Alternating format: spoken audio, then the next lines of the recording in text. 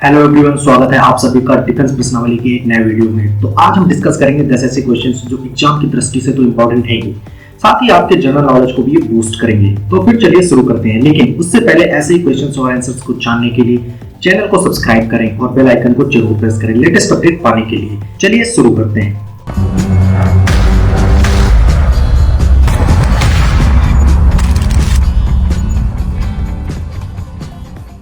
आज का पहला क्वेश्चन है कि जो अग्नि प्राइम मिसाइल है वो किस प्रोग्राम के अंतर्गत डेवलप की गई है। Guess the answer. Correct answer is it is basically IGMDP programme, integrated guided missile development programme. तो इसके विषय में जो स्पेशल चीजें हैं वो स्पेशल पॉइंट्स देख लेते हैं जो कि एग्जाम में आ सकते हैं। तो बेसिकली जो अग्नि प्राइम मिसाइल है ये एक 2 स्टेज कैनिस्टराइज्ड मिसाइल है और ये अभी जो अग्नि सीरीज है उसका लेटेस्ट और 6th वर्जन है। ये जो मिसाइल है इसकी खासियत ये है कि मल्टीपल इंडिपेंडेंट टारगेट को ये लॉन्च कर सकता है। मतलब एक ही मिसाइल में हम 5 से 6 नंबर टारगेट्स को हिट कर सकते हैं और इसकी जो डिस्टेंस है वो लगभग 1000 से 2000 किलोमीटर तक की है। इस मिसाइल का वेट 10.5 मीटर है और जो इसका डायमीटर है वो 1.2 मीटर है और ये लगभग 1.5 टन का वॉरहेड वो कैरी कर सकती है मिसाइल। सेकंड क्वेश्चन है, army is planning to procure 750 drones, so what is its flying time, endurance time. क्योंकि देखो इंड्योरेंस टाइम जो होता है वो किसी भी मिशन के लिए बहुत ही ज्यादा जरूरी होता है। आपका जो एयरक्राफ्ट है, जो ड्रोन है, वो कितनी देर तक उड़ सकता है उसी के हिसाब से आप मिशन को प्लान कर सकते हो। तो इसका जो आंसर है, ये भी क्वेश्चन जो है आपके एग्जाम में पूछा जा सकता है, तो इसका जो करेक्ट आंसर है वो है 90 मिनट एंड्योरेंस। तो जो ड्रोन है उनके स्पेसिफिकेशन से एक बार दे सकते हैं। जो आर्मी ने प्रोक्योरमेंट के लिए अपने स्पेसिफिकेशन दिए हुए हैं उसमें बेसिकली ये लीथल और नॉन लीथल पेलोड को कैरी कर सकते हैं। ये ड्रोन, इनकी रेंज 20 किलोमीटर से लेकर के 60 to 90 किलोमीटर तक हो सकती है इनकी रेंज, क्योंकि और इनका जो इंड्योरेंस टाइम है वो 90 मिनट रहेगा। अब इनका जो बेसिकली वेट होगा वो लगभग 15 किलो के आसपास तक होगा। इन ड्रोन्स की एक और खासियत होगी, ये डे और नाइट दोनों टाइम पे फ्लाई कर सकते हैं। बहुत सारे ऐसे ड्रोन्स होते हैं जो कि नाइट में फ्लाई नहीं कर सकते हैं। बेसिकली जो 160 ड्रोन्स होंगे इनमें वो डिप्लॉय किए जाएंगे जो हाई एल्टीट्यूड एरियाज हैं, जैसे कि जो अपना चाइना वाला एरिया है उधर ये ड्रोन्स डिप्लॉय किए जाएंगे। अगला क्वेश्चन है, which country shows its interest in BrahMos NG missile. So option आपके सामने दिए हुए हैं, गेस करिए कौन सा करेक्ट आंसर है। चलिए मैं आपको बताता हूँ, correct answer is D. Malaysia जो है वो हमारी ब्रह्मोस एनजी मिसाइल में इंटरेस्टेड है। तो अब इससे रिलेटेड कुछ जो पॉइंट्स हैं वो देख लेते हैं। बेसिकली जो ब्रह्मोस मिसाइल है वो इंडिया में प्रोड्यूस हो रही है, लेकिन ये रसिया और इंडिया का ज्वाइंट वेंचर है, ठीक है, जो कि ब्रह्मोस एरोस्पेस, ये PL के नाम से जाना जाता है। ये जो नेक्स्ट जनरेशन की मिसाइल है इसकी स्पीड 3.5 मैक तक है। अब 3.5 मैक क्या होता है ये आप कमेंट करके हमें बताइए, क्योंकि बहुत सारे वीडियोस में हम देख चुके हैं। और जो ब्रह्मोस एनजी मिसाइल है इसकी रेंज है 290 किलोमीटर, लगभग 300 किलोमीटर। ब्रह्मोस एनजी में जो राडार लगा हुआ है वो कौन सा है राडार है, एसे राडार है, एक्टिव इलेक्ट्रॉनिकली स्कैन रे राडार।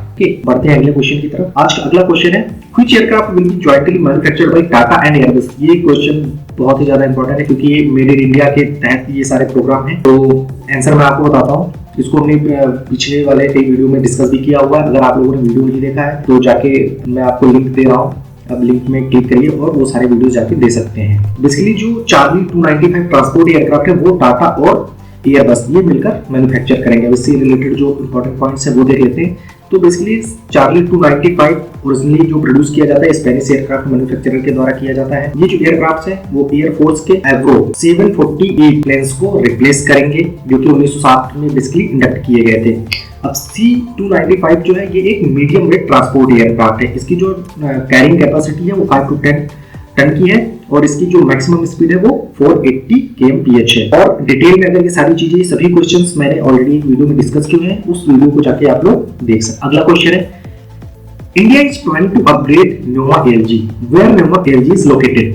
देखो यहाँ पे न्योमा एयरफील्ड से रिलेटेड बात की गई है। तो न्योमा एयरफील्ड क्या है, बेसिकली ये एडवांस लैंडिंग ग्राउंड है। तो एडवांस लैंडिंग ग्राउंड क्या होते हैं ये हमने ऑलरेडी वीडियो में कवर कर रखा है। ओके, तो अब न्योमा क्यों जरूरी हो जाता है वो हम एक बार थोड़ा सा देख लेते हैं। उससे पहले हम करेक्ट आंसर देख लेते हैं। तो Nyoma basically eastern Ladakh sector में स्थित है। और इससे रिलेटेड जो इंपॉर्टेंट पॉइंट्स हैं जो एग्जाम में आ सकते हैं वो देख लेते हैं। न्योमा इज बेसिकली लोकेटेड लगभग 50 किलोमीटर की डिस्टेंस पे LAC से है, जो कि ईस्टर्न लद्दाख सेक्टर में है। अब जो ALG होगा इसको अपग्रेड करने से भारतीय वायुसेना के पास में फॉरवर्ड बेस वाले मिशन हैं उनको कनेक्ट करने की कैपेबिलिटी बढ़ जाएगी। और बेसिकली ये जो गैप हो जाता है लेह एयरफील्ड के बीच में और LAC के बीच में उसको फिल करने के लिए न्यूमा एयरफील्ड या एडवांस लैंडिंग ग्राउंड बहुत ज्यादा इंपॉर्टेंट हो जाता है। अगला क्वेश्चन है, आर्मी ने भी कुछ दिन पहले कुछ एक्वा जामर्स और मल्टी शॉटगन इंस्टॉल किए थे। अब बेसिकली इनका पर्पज क्या होता है? आपने अगर वीडियो देखे होंगे तो ये क्वेश्चंस आपको बहुत इजी लग रहे होंगे और ये सारे क्वेश्चंस आपके एग्जाम में आ सकते हैं। मैं आपको आंसर बता देता हूँ। आंसर है बेसिकली ये एंटी ड्रोन सिस्टम होते हैं, जो कि इन्हीं के जो ड्रोन्स होते हैं, अनवांटेड ड्रोन्स होते हैं, जो कि हमारी टेरिटरी में घुसने की कोशिश करते हैं, तो उनको डिस्ट्रॉय करने के लिए होते हैं ड्रोन्स, क्वाडकॉप्टर्स। अब इससे रिलेटेड जो इंपॉर्टेंट पॉइंट्स हैं वो एक बार देख लेते हैं। एक्वा जामर्स की जो एफिशिएंसी है, हाइट है, वो लगभग 4900 मीटर से लगभग 5 किलोमीटर तक की इनकी एफिशिएंसी हाइट है। मतलब कि अगर कोई भी ड्रोन या क्वाडकॉप्टर 5 किलोमीटर हाइट तक आ रहा है, इंटर कर रहा है अपनी टेरिटरी में, तो उसको ये जामर्स जैम कर देंगे और डिस्ट्रॉय कर देंगे। एक्वा जामर्स बेसिकली करते क्या है, ये जो कनेक्टिविटी होती है अनवांटेड ड्रोन की, इंट्रूडर ड्रोन की और जो ऑपरेटर होता है उसका, इनमी, उसके बीच का जो कनेक्टिविटी होता है, जो भी वाईफाई सिग्नल के थ्रू कनेक्ट होते हैं, उनको ये डिस्कनेक्ट कर देता है। अब जो एक्वा जामर्स का राडार है, ये लगभग 5 किलोमीटर के एक रेडियस वाले एरिया में जो भी अनवांटेड ड्रोन्स हैं, इंट्रूडर ड्रोन्स हैं, उनको डिटेक्ट कर लेगा। अगला क्वेश्चन है, इंडिया और फ्रांस ने हाल ही में एक ज्वाइंट एक्सरसाइज कंडक्ट की है। वो ज्वाइंट एक्सरसाइज का क्या नाम है? बहुत ही इंपॉर्टेंट एक्सरसाइज है, मैंने एक वीडियो में ऑलरेडी डिस्कस किया हुआ है, आप उसको जाके देख लीजिए, सारे क्वेश्चंस आपको वहां पे मिल जाएंगे। तो इसका आंसर है गरुड़ा 7। इससे रिलेटेड जो इंपॉर्टेंट पॉइंट्स है वो एक बार देख लेते हैं। तो बेसिकली इस एक्सरसाइज में इंडियन एयरफोर्स यानी आईएएफ और फ्रेंच की एयरफोर्स को क्या कहते हैं? French air and space force, FASF, इस एक्सरसाइज में पार्टिसिपेट किया। बाइलेटरल एक्सरसाइज मतलब इसमें दो देशों की सेनाओं ने पार्टिसिपेट किया और इसको गरुड़ा 7 नाम दिया गया। इसका मतलब गरुड़ा 7 का मतलब इससे पहले इसकी 6 एक्सरसाइजेस ऑलरेडी कंडक्ट हो चुकी हैं। अब ये जो एक्सरसाइज थी, इसकी डेट याद कर लेना, कब से कब तक थी? अक्टूबर 26 टू नवंबर 12। ये कहां पे कंडक्ट हुई थी इस साल की exercise? At air force station Jodhpur. तो ये एक एक्सरसाइज का 7th एडिशन था। तो इससे पहले के भी कुछ एडिशंस रहे होंगे, वो सारी डिटेल मैंने ऑलरेडी एक वीडियो में कवर कर रखी है, तो वो आप वहां पे जाके देख सकते हैं। अगला क्वेश्चन है कि कौन सा ऐसा हेलीकॉप्टर है जो कि लॉकहीड मार्टिन और टाटा मिलकर बनाएंगे? तो इसका अगर आंसर आपको पता है तो कमेंट करिए, नहीं पता है तो पहले मैं बता देता हूँ। तो बेसिकली ये S-76 हेलीकॉप्टर है, जो कि इंडिया में टाटा और लॉकहीड मार्टिन मिलकर इसको मैन्युफैक्चर करेंगे।